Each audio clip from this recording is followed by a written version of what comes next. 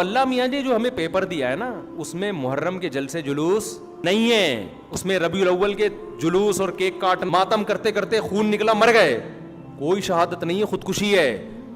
آپ کہہ سکتے ہیں اللہ میں حسین کے غم میں رو کے میں نے یہ سب کچھ کیا، اللہ کہیں گے تمہیں کس نے کہا تھا یہ کرو، کہیں گے تمہیں کس نے کہا تھا یہ کرو۔ شہید زندہ ہوتے ہیں اور زندہ کا ماتم کیوں کرتے ہیں؟ مجھے تو آج تک مسلمانوں کی پالیسی سمجھ میں نہیں آئی۔ ہم ماتم کریں تو کہتے ہیں زندہ ہیں، ہم مدد مانگے تو کہتے ہیں مردہ۔ خدا نے چھٹا پارا شروع یہاں سے کیا ہے، نہیں پسند کرتا اللہ اونچی آواز پہ رونا، مگر جہاں ظلم ہو وہاں اجازت۔ اگر تجھے زندہ کے ماتم کی اتنی تکلیف ہے، یعقوب کو پتا تھا کہ یوسف زندہ ہے، نبی تھا، جانتا تھا بیٹا زندہ ہے، پھر بھی 40 سال رویا، صرف یہ سمجھانے کے لیے کہ مظلوم کو رویا جا سکتا ہے۔ آج ہمیں بندے کہتے ہیں علم سے شفا کیسے مانگ لیتے ہو، کپڑا شفا کیسے دیتا ہے، کاش تو نے قرآن پڑھا ہوتا۔ اللہ نے یعقوب کو یوسف کے کرتے سے شفا دی تھی۔ لاکھوں دلائل، ہزاروں دلائل، جناب سارا کا چہرے پہ پیٹنا قرآن سے ثابت ہے۔ اگر کوئی بندہ کہے کہ نہیں یہ تو پچھلے نبیوں کی بات ہے، ہمارے نبی کے دور میں تو ایسا کچھ ہوا ہی نہیں، تو چلے پھر میں حوالہ لکھوا دیتا ہوں، حوالہ لکھ لیجئے، مدارج النبوہ، شاہ عبدالحق محدث دہلوی کی کتاب ہے، مذہب اہل سنت کی معتبر کتاب ہے۔ اس میں لکھا ہے جب جنگ احد میں رسول کے چچا حمزہ شہید ہو گئے اور احد کے شہداء کا ماتم مدینے میں ہو رہا تھا۔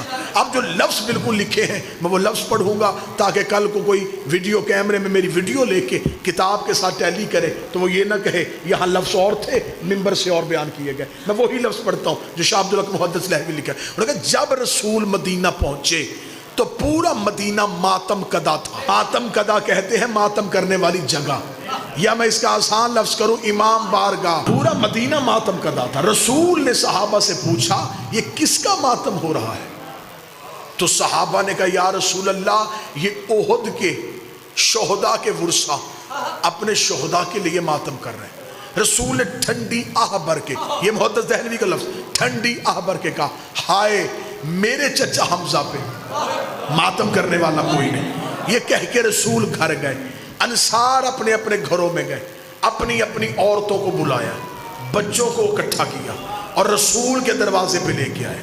پہلی ماتمی سنگت صحابہ کے گھروں سے نکلی، رسول کے دروازے پہ آ کے صحابہ کی عورتوں نے اونچی آواز سے رسول کے چچا حمزہ پہ آہو فریاد کرنا شروع کی۔ محدث دہلوی کہتے رسول اندر تھے، رسول نے پوچھا یہ میرے دروازے پہ کون رو رہا ہے؟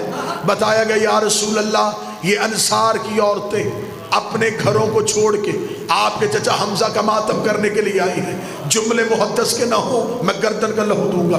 شاہ عبدالحق کہتا ہے رسول نے مصلی پہ دعا کی ہاتھ بلند کر کہا میرے اللہ جو میرے چچا کو رونے کے لیے انہیں بھی بخش دے، ان کی اولاد کو بھی بخش دے، ان کی اولاد کو بھی بخش دے، انہیں بھی بخش، ان کی اولاد کو بھی بخش، ان کی اولاد کو بخش۔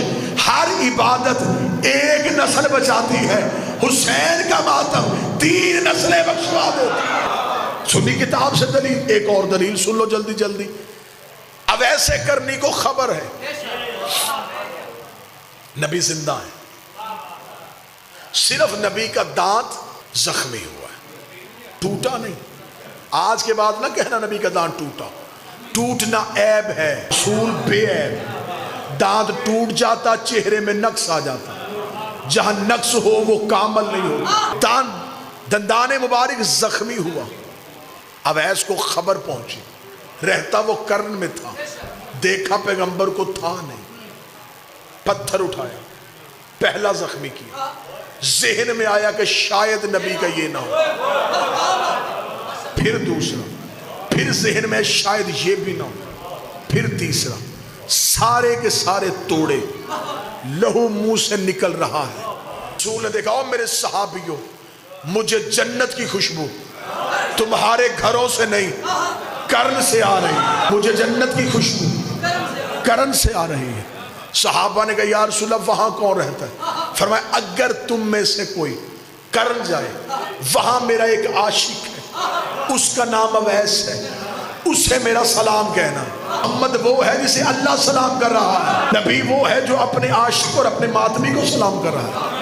نبی نے کسی صحابی سے نہیں کہا کہ جلدی جاؤ تیز رفتار گھوڑا لے کے جاؤ اویس کو گرفتار کرو گرفتار کر کے لاؤ میں زندہ تھا اس نے زندہ کی یاد میں ماتم کیوں کیا نبی نے کہا اسے جا کے خوشخبری دو کہ تمہیں نبی سلام کہہ رہا ہے چل نبی نے تو محبت میں کہہ دیا تھا خدا ہی کہہ دیتا میں نے تجھے امانت دی تو نے اسے زخمی کیوں کیا خدا نے بھی لاڈ کی انتہا کر دی خدا نے بھی جنت سے کیلا فرش پہ بھیج دیا کہ اب منہ میں دانت نہیں ہے غذا نرم چاہیے چبا نہیں سکتا جنت سے کیلا اویس کی محبت میں آیا پھر تو مولوی کو مان لینا چاہیے نا عشق میں ماتم کرو لنگر کے انتظام خدا کرتا ہے